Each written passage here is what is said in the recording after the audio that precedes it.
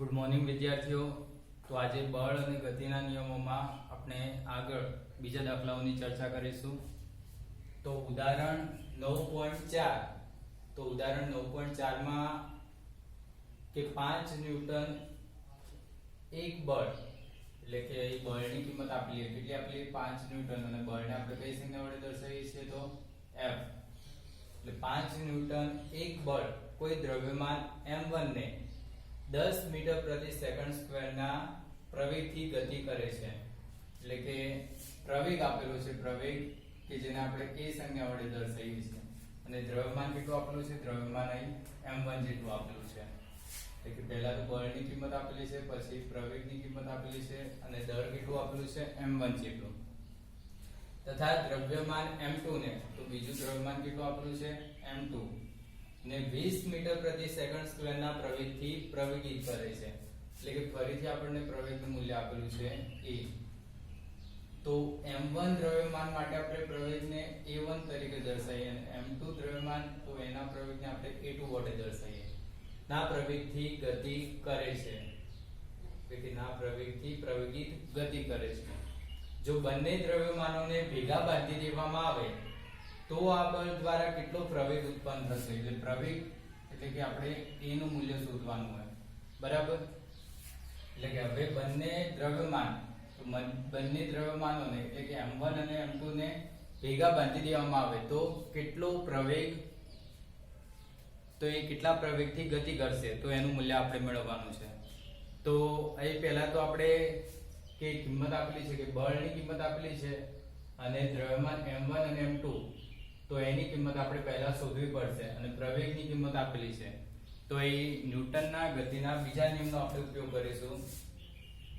તો સમીકરણ શું છે આપણી પાસે F બરાબર ma। તો આ સમીકરણનો આપણે ઉપયોગ કરશું। હવે આપણને કિંમત શાની આપેલી છે તો F ની કિંમત આપેલી છે। F બરાબર કેટલા આપેલા છે, F બરાબર 5 ન્યૂટન। હવે જ્યારે દળ m1 છે, m1 દળ છે ત્યારે પ્રવેગનું મૂલ્ય કેટલું આપેલું છે, ત્યારે પ્રવેગનું મૂલ્ય આપેલું છે એટલે કે પ્રવેગનું મૂલ્ય a1 ની કિંમત આપેલી છે। a1 ની કિંમત કેટલી આપેલી છે 10 મીટર પ્રતિ સેકન્ડ સ્ક્વેર। તો આના માટે આપણે આ સમીકરણનો ઉપયોગ કરીએ તો આપણને સમીકરણ શું મળશે, F બરાબર m1 a1। તો m1 બરાબર આપણને શું મળશે, m1 બરાબર F ભાગ્યા a1 બરાબર। એટલે f ની કિંમત આપણી પાસે છે કેટલી 5 ભાગ્યા a ની કિંમત કેટલી આપેલી છે 10। તો કેટલી કિંમત મળશે 5 ભાગ્યા 10 એટલે કેટલો જવાબ આવશે 0.5। એકમ શું આવશે તો દળનો એકમ આવશે કિલોગ્રામ। બીજા કિસ્સા માટે લઈએ તો F તો બળ તો સમાન જ છે 5 ન્યૂટન, દળ m2 જેટલું હોય ત્યારે પ્રવેગ a2 કેટલો આપેલો છે, પ્રવેગ a2 આપેલો છે 20 મીટર પ્રતિ સેકન્ડ, 20 મીટર પ્રતિ સેકન્ડ સ્ક્વેર। તો આના માટે આપણને પ્રવેગ તો એ કેટલો મળશે, તો આ સમીકરણનો ઉપયોગ કરીએ તો આપણે કઈ રીતે લખી શકીએ F બરાબર m2 a2। તો m2 ને કરતા કરીએ તો m2 બરાબર શું થશે F ભાગ્યા a2। તો કિંમત કેટલી મળશે, f ની કિંમત છે 5 ભાગ્યા a2 ની કિંમત છે 20। એટલે આનો જવાબ કેટલો મળશે 5 ભાગ્યા 20। તો 5 ભાગ્યા 20 કરીએ તો એનો જવાબ આપણને મળશે, તો 5 ભાગ્યા 20 કરીએ તો એનો જવાબ આપણને કેટલો મળશે, તો અહીં પોઈન્ટ એટલે કે દશાંશ ચિહ્ન મૂકવું પડશે આપણે પહેલા, અહીં 0 0 0 એ રીતે આપણને મળશે। તો 20 20 દુ 40 એટલે કે કેટલા આવશે તો 1 0 0 અને 20 50 100 એટલે જવાબ કેટલો આવશે 0.25। જવાબ કેટલો આવશે 0.25। એકમ શું આવશે, એકમ આવશે કિલોગ્રામ, 0.25 કિલોગ્રામ।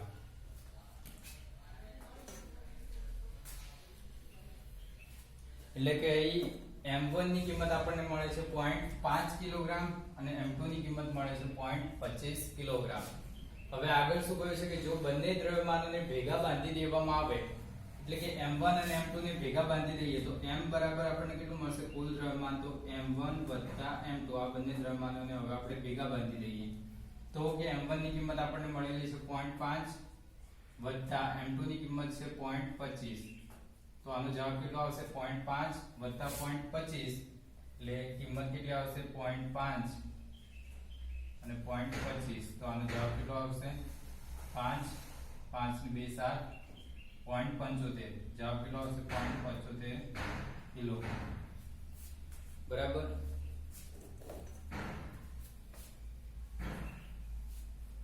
તો હવે ફરીથી આપણે કે શું શોધવું છે પ્રવેગ તો કે આ બળ દ્વારા કેટલો પ્રવેગ ઉત્પન્ન થશે એટલે આ બળ એટલે કે 5 ન્યૂટન જેટલું બળ હોય દળ કેટલું મળશે ત્યારે 0.75 કિલોગ્રામ જેટલું દળ હોય તો પ્રવેગ કેટલો ઉત્પન્ન થશે તો ફરીથી આપણે એ સમીકરણનો ઉપયોગ કરીએ F બરાબર ma એટલે ફરીથી આપણે હવે પ્રવેગની કિંમત શોધવી છે F ની કિંમત છે 5 ન્યૂટન દળ તો દળ કેટલું મળશે 75.75 કિલોગ્રામ અને a ત્યારે a કેટલું મળશે તો a બરાબર લખીએ તો કેટલું મળશે F ભાગ્યા m આના પરથી a બરાબર લખીએ તો શું મળશે F ભાગ્યા m F ની કિંમત કેટલી છે 5 ભાગ્યા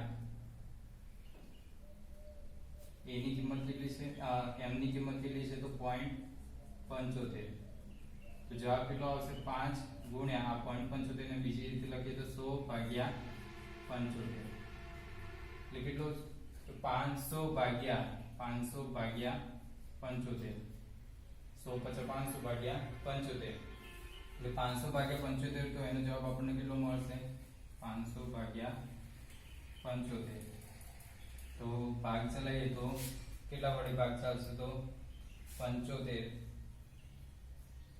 ગુણ્યા 6 કરીએ તો કેટલા મળશે 6 50 30 ની 0 વધી પડી 3 7 6 42 43 44 450 6 વડે ભાગ ચાલશે તો 75 6 કેટલા મળશે 450 0 ના 0 10 અહીં 4 એટલે કેટલા વધશે 10 માંથી 5 જાય તો 5 એટલે કે 6 વડે ભાગ ચાલે એટલે શેષ આપણને કેટલી મળશે તો 50 તો ફરીથી હવે ભાગ ચલાવવા માટે આપણે શું કરશું કે એક પોઈન્ટ લેવા પડશે એટલે કે ફરીથી હવે આના પાછળ 0 0 આપણે મૂકી શકીએ તો હવે ફરીથી 500 આવશે એટલે ફરીથી કેટલા વડે ભાગ આવશે તો 6 વડે 500 બરાબર સોરી 450 75 6 કેટલા થશે 450 એટલે જવાબ કેટલો આવશે ફરીથી 500 એટલે ફરીથી 0 ઉતારશું એટલે 6 એટલે જવાબ આપણને કેટલો મળશે જવાબ આપણને મળશે 6.66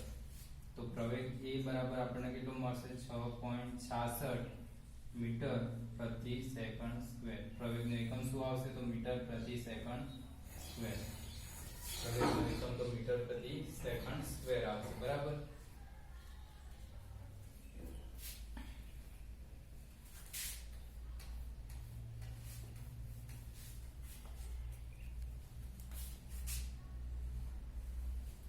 હવે ત્યારબાદ ઉદાહરણ 9.5 એક લાંબા ટેબલ પર સુરેખ પથ પર ગતિ કરતા 20 ગ્રામ દળના તો એ દળનું કિંમત આપેલી છે દળ m ની કિંમત કેટલી આપેલી છે 20 ગ્રામ દળના દડા માટે વેગ સમયનો આલેખ આકૃતિમાં આપેલો છે તો એ વેગ અને સમયનો આલેખ આપેલો છે વેગનું મૂલ્ય સામા છે તો એનો એકમ આપેલો છે સેન્ટીમીટર પ્રતિ સેકન્ડ અને સમયનો એકમ છે સેકન્ડ। તો આલેખ આકૃતિમાં દર્શાવેલ છે દડાને સ્થિર સ્થિતિમાં લાવવા માટે એટલે કે સ્થિર સ્થિતિમાં લાવવો હોય તો આપણને ખ્યાલ છે કે સ્થિર એટલે કે સ્થિર સ્થિતિમાં લાવવો એટલે કે એનો અંતિમ વેગ આપણે કેટલો કરીશું અંતિમ વેગ 0 કરીશું સ્થિર સ્થિતિમાં એટલે કે દડાને સ્થિર સ્થિતિમાં લાવવો હોય તો એનો અંતિમ વેગ 0 મળશે આપણને લાવવા માટે ટેબલ દ્વારા કેટલું બળ લગાવવું પડશે તો બળ F ની કિંમત આપણે મેળવવાની છે બળ F ની કિંમત મેળવવાની છે। તો હવે વેગ અને સમયનો આલેખ આપેલો છે એટલે કે શરૂઆતમાં દડો તો એનો વેગ કેટલો છે 20 સેન્ટીમીટર પ્રતિ સેકન્ડ એટલે કે શરૂઆતમાં કે લાંબા ટેબલ પર સુરેખ પથ પર ગતિ કરતા દડાનો વેગ તો શરૂઆતનો વેગ એટલે કે એનો પ્રારંભિક વેગ u બરાબર કેટલા આપેલા છે u બરાબર 20 સેન્ટીમીટર પ્રતિ સેકન્ડ અને 20 સેન્ટીમીટર પ્રતિ સેકન્ડ તો એને આપણે SI એકમમાં ફેરવવો પડશે એટલે સેકન્ડ તો એ તો એસઆઈ એકમ જ છે, પણ સેન્ટીમીટર તો એને આપણે એસઆઈ એકમમાં પરિવર્તન કરીએ તો સેન્ટીમીટર ને મીટરમાં ફેરવવા પડે. એટલે કે અહીં સેન્ટીમીટર ને મીટરમાં ફેરવીએ તો 1 મીટર બરાબર કેટલા થાય? તો 1 મીટર બરાબર 100 સેન્ટીમીટર થાય. એટલે આને બીજી રીતે લખીએ તો આપણે કઈ રીતે લખી શકીએ? 10⁻2 સેન્ટીમીટર. અને 1 સેન્ટીમીટર બરાબર લખીએ તો આપણને ખ્યાલ છે 1 સેન્ટીમીટર બરાબર કેટલા થશે? તો 10⁻2 મીટર. એટલે કે અહીંયા આપણે 20 સેન્ટીમીટર પ્રતિ સેકન્ડ ને આપણે મીટર પ્રતિ સેકન્ડમાં ફેરવવું હોય તો આપણે શું કરીશું કે 20 ગુણ્યા 10⁻2 મીટર પ્રતિ સેકન્ડ. એટલે કે સેન્ટીમીટર માંથી આપણે મીટર પ્રતિ સેકન્ડમાં કન્વર્ટ કરવા તો આપણને ખ્યાલ છે કે 1 સેન્ટીમીટરની જગ્યાએ આપણે કેટલી કિંમત મૂકવી પડશે? 10⁻2 મીટર. એટલે કે અહીં પ્રારંભિક વેગ કેટલો મળે છે આપણને? 20 સેન્ટીમીટર પ્રતિ સેકન્ડ. આકૃતિમાં આપેલો છે કે દડો શરૂઆતમાં એનો પ્રારંભિક વેગ કેટલો છે? 20 સેન્ટીમીટર પ્રતિ સેકન્ડ. એટલે કે મીટરમાં આપણે ફેરવીએ તો એનું મૂલ્ય કેટલું મળશે? 20 ગુણ્યા 10⁻2 મીટર પ્રતિ સેકન્ડ. હવે દડો ગતિ કરતા કરતા કે શરૂઆતમાં t બરાબર 0 સમયે એનો વેગ કેટલો છે? 20. પ્રારંભિક વેગ કેટલો છે? t બરાબર 0 સમયે એનો પ્રારંભિક વેગ છે 20 સેન્ટીમીટર પ્રતિ સેકન્ડ. અને હવે t બરાબર 10 સેકન્ડે, t બરાબર 10 સેકન્ડે અહીં સમય આપેલો છે તો સમય કેટલો છે? તો એ આપણે નોંધી લઈએ કે t બરાબર 10 સેકન્ડે, t બરાબર 10 સેકન્ડે, t બરાબર 10 સેકન્ડે દડાનો અંતિમ વેગ કેટલો થાય છે? તો દડાનો અંતિમ વેગ કેટલો થાય છે? તો 0. એટલે કે દડાનો અંતિમ વેગ 0 થાય છે. એટલે 0 મીટર પ્રતિ સેકન્ડ બરાબર. એટલે કે સેન્ટીમીટર પ્રતિ સેકન્ડ લખીએ અથવા તો મીટર પ્રતિ સેકન્ડ લખીએ પણ એનું મૂલ્ય તો 0 જ રહેશે બરાબર. એટલે કે સ્થિર સ્થિતિમાં લાવીએ એટલે કે એનો અંતિમ વેગ આપણને કેટલો મળશે? 0 મળશે. સ્થિર સ્થિતિમાં એટલે કે ગતિ કરશે નહીં, ગતિ નહીં કરે એટલે કે એનો વેગ કેવો હશે? 0 હશે. એટલે કે t બરાબર 10 સેકન્ડે આ દડો કેવી સ્થિર અવસ્થામાં આવે છે એટલે કે એનો અંતિમ વેગ કેટલો મળશે? 0 મીટર પ્રતિ સેકન્ડ. અને બીજું કે દડાનું દળ આપેલું છે તો દળ m ની કિંમત કેટલી આપેલી છે? 20 ગ્રામ. અને 20 ગ્રામ તો આ ગ્રામ છે તો એને આપણે SI એકમમાં ફેરવવા પડશે એટલે કે કિલોગ્રામમાં આપણે એને ફેરવવું પડશે. તો આપણને ખ્યાલ છે કે 1 કિલોગ્રામ બરાબર લખીએ તો 1 કિલોગ્રામ બરાબર કેટલા થાય? 1000 ગ્રામ. એટલે કે 10⁻³ ગ્રામ. તો આનું મૂલ્ય થશે. એટલે કે 1 ગ્રામ બરાબર લખો તો 1 ગ્રામ બરાબર કેટલા થશે? તો 10⁻³ કિલોગ્રામ. આટલું મૂલ્ય થશે.